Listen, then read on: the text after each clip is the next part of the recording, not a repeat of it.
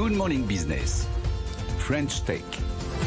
6h43, n'importe quelle caméra, webcam ou smartphone peut être transformée en dispositif médical pour mesurer les paramètres vitaux à distance. C'est ce que fait Quantique. Bonjour Alain Abra, vous êtes le cofondateur et directeur général de Quantique, la start-up qui vient de lever 2,6 millions d'euros pour obtenir la certification médicale de sa technologie en Europe et aux États-Unis.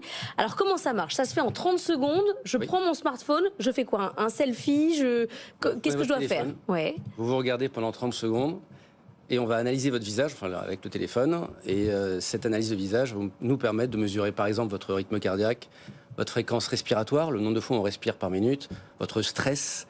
On a d'autres constantes qui arrivent l'année prochaine. Par exemple, on va mesurer votre taux d'hémoglobine ou vos fibrillations. Mon taux d'hémoglobine en voyant ma tête? Oui, c'est ça, exactement. Comment ça marche? Donc c'est les analyses de la variation de la lumière sous la peau, c'est ça Alors il y a plusieurs technologies en fonction des constantes, mais effectivement la base c'est ça. On va regarder comment le sang circule sous la peau.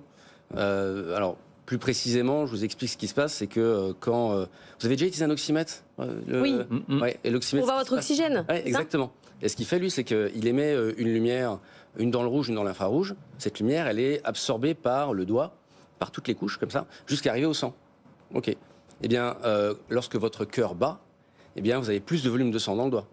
Donc, ça absorbe un petit peu plus. C'est normal. Et l'oxymètre le voit. Donc, il va regarder les variations de couleur de peau dues à cette absorption. Eh bien, on fait la même chose avec le visage, mais avec la lumière ambiante. Donc, on va voir comment le sang absorbe... Ça fait déjà plusieurs semaines que cette entreprise vous fascine. Anthony Morel, vous en avez déjà parlé. Ouais. Évidemment, moi comme je suis complètement hypocondriaque, donc je rêve d'avoir une application comme celle-ci, mais je ne sais pas d'ailleurs, est-ce que c'est destiné au grand public? C'est-à-dire c'est monsieur, madame, tout le monde sur son smartphone, on pourra avoir l'application pour avoir son check-up santé à l'instant en utilisant ces outils-là, ou ce sera plutôt pour les médecins pour le coup?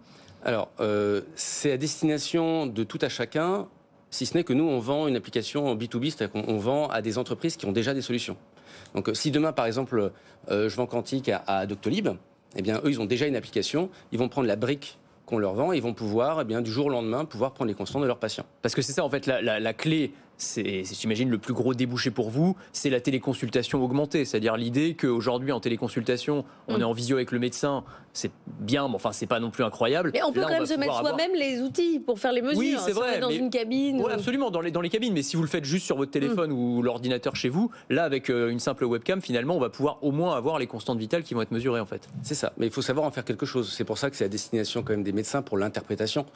Il y a la téléconsultation, mais il y a aussi ce qu'on appelle la télésurveillance, c'est-à-dire la surveillance du patient à son domicile. Ouais. Et là, c'est encore plus important. Suivi de patient dans le long terme. Exactement. Les maladies chroniques, le suivi post-opératoire, etc. Et là, on manque de bras en plus, donc c'est là où le marché est en fait. La vraie douleur, elle est là. Le vrai problème, il est ici, plus encore que la téléconsultation. Avec quel niveau de précision on peut mesurer toutes ces constantes vitales? Alors j'imagine, si vous êtes vous êtes considéré comme dispositif médical aujourd'hui?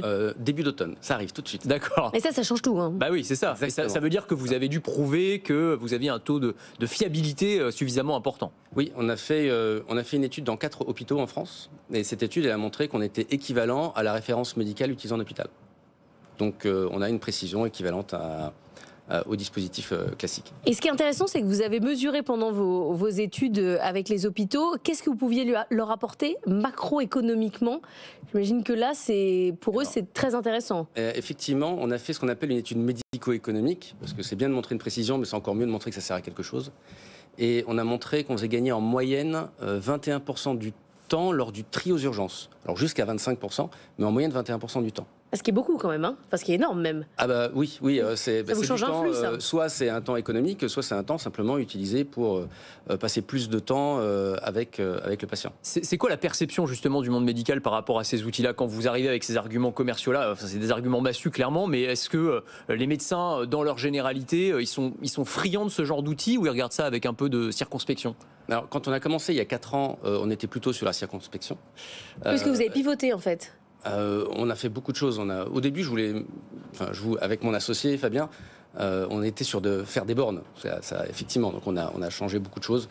Et là, il y a un vrai. Alors, je ne sais pas si engouement c'est le bon mot, mais en tout cas, des marques d'intérêt très très très fortes pour essayer la solution on a des appels toutes les semaines, on est très contents. Non, mais vous avez tâtonné, repivoté avec votre co-associé, Oui. dont chaque interview, vous dites que vous l'aimez d'amour et que c'est un coup de foudre entrepreneurial.